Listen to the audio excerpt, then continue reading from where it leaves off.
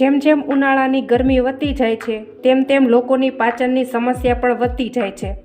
ઘણાને તો કેવું થતું હોય છે કે આખું વરસ પાચનની સમસ્યા રહેતી હોય છે, પણ જો તમે એક વખત આ રેસીપી બનાવી લેશો ને તો તમારા માટે આશીર્વાદ સમાન સાબિત થવાની છે. જમવાનું તો પાચન થશે જ, સાથે એસિડિટી, અપચો, પેટનું ફૂલવું, ગેસ થવો એ બધામાં તમને 1 મિનિટમાં રાહત મળી જશે.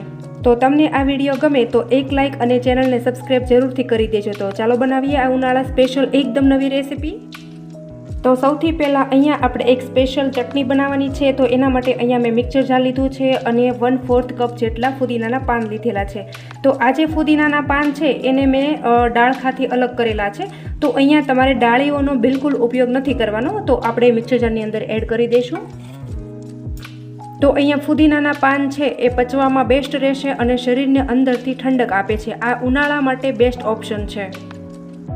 સાથે જ લીલા ધાણા અહીંયા આપણે ડંડી સાથે લેવાના છે, જે આંખો માટે ખૂબ જ ફાયદાકારક છે અને શરીરને ઠંડક આપવા માટે આનાથી બેસ્ટ ઓપ્શન એક પણ હોઈ જ ના શકે. તો લીલા ધાણા છે એ પણ આપણે ફુદીના સાથે એડ કરી દઈશું.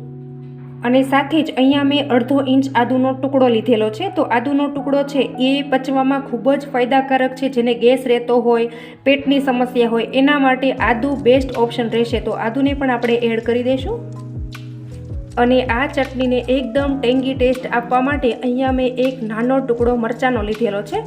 અને જો અહીંયા તમને તીખું ન ભાવતું હોય તો તમે મરચાંને સ્કીપ પણ કરી શકો છો, પણ મરચું કેવું લેવાનું છે કે જરા પણ તીખું ન હોવું જોઈએ એવું આપણે મરચું લેવાનું છે. અને ત્યાર પછી અહીંયા મેં અડધું ફાડું લીંબુનું લીધેલું છે. તો એ પણ આપણે નીચવી દઈશું. તો ઉનાળાની ઋતુમાં લીંબુ છે એ આપણને લૂથી બચાવે છે અને પાણી પણ ઘટવા નથી દેતું. તો આપણે લીંબુ પણ એડ કરી દઈશું. અને ત્યાર પછી અહીંયા આપણે ટેસ્ટ અકોર્ડિંગ મીઠું લેવાનું છે. તો આ જે મીઠું છે એ મેં સિંધા નમક લીધેલું છે. અને જો તમારે સિંધા નમક ઘરમાં ન હોય તો તમે સાદું મીઠું પણ લઈ શકો છો. તો આપણે 1 ચમચી જેટલું અત્યારે એડ કરી દેવાનું છે. અને ત્યાર પછી અહીંયા મેં 1 ચપટી જેટલું જીરું લીધેલું છે. તો એ પણ આપણે એડ કરી દઈશું. જીરું પણ આપણા શરીર માટે ખૂબ જ ફાયદાકારક છે. પચવામાં અપચો થતો હોય, ગેસ થતો હોય તો જીરું બેસ્ટ ઓપ્શન રહેશે. અને ત્યાર પછી અહીંયા મેં 1 ટીસ્પૂન જેટલી ખાંડ લીધેલી છે. તો એ પણ આપણે એડ કરી દઈશું. ખાંડથી ખૂબ સરસ એવો ટેસ્ટ આવે છે, પણ જો તમને ન ભાવતી હોય તો ખાંડ તમારે સ્કીપ કરી દેવાની. તો અહીંયા તમે કાળા મરીનો ભૂકો પણ એડ કરી શકો છો, પણ મારી પાસે અત્યારે કાળા મરી નથી એટલા માટે હું સ્કીપ કરી રહી છું. અને ત્યાર પછી અહીંયા મેં 3 નાના બરફના ટુકડા લીધેલા છે. તો એ પણ આપણે એડ કરી દઈશું. બરફના ટુકડા એડ કરવાથી આપણી ચટણી એકદમ ગ્રીન જ બનીને તૈયાર થશે મિત્રો. તો આ રીતે તમે થોડો બરફ એડ કરશો તો તમારી ચટણી છે એ તમે 3 થી 4 દિવસ સુધી રાખશો તો પણ એનો કલર જરા પણ ચેન્જ નહીં થાય. અને ત્યાર પછી આપણે મિક્સરનું ઢાંકણ બંધ કરી દઈશું અને સરસ મજાની આપણે ચટણી બનાવવાની છે. તમે ખાસ ધ્યાન રાખજો, અહીંયા આપણે પેસ્ટ નથી બનાવવાની, ચટણી બનાવીને તૈયાર કરવાની છે.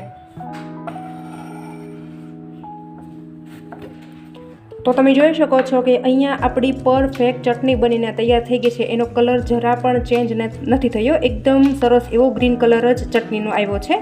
તો અહીંયા આપણે જ્યારે ચટણી રેડી કરતા હતા ત્યારે આપણે એની અંદર જલજીરા એડ કરવાનું રહી ગયું હતું. તો અત્યારે આ જલજીરા છે એ તમે ચટણી બની ગયા પછી પણ એડ કરી શકો છો, કારણ કે આ પાવડર જ હોય છે એટલે ફટાફટ એ ઓગળી જશે. હલાવી અને સરસ રીતે આપણે મિક્સ કરી લઈશું.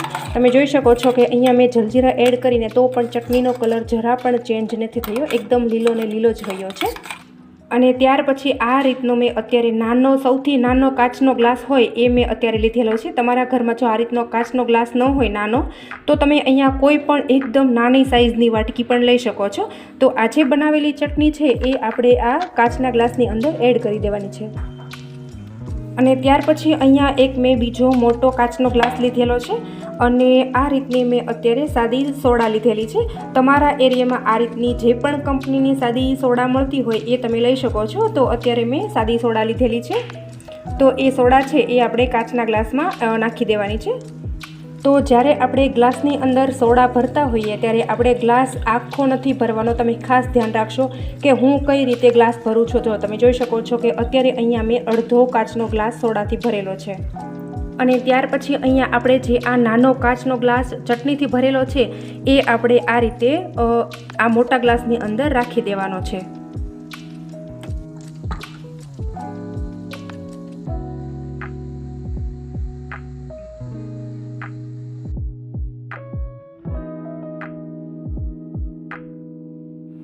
તો મિત્રો તૈયાર છે એકદમ નવી ઉનાળા સ્પેશિયલ હાજમા હજમ સોડા. તો તમને મારી આ રેસીપી કેવી લાગીને એ મને કમેન્ટમાં તમારો ફીડબેક જરૂરથી આપજો, અને તમે આ વિડીયો ક્યાંથી જોવો છો ને એ પણ મને કમેન્ટમાં લખવાનું બિલકુલ નહીં ભૂલતા મિત્રો.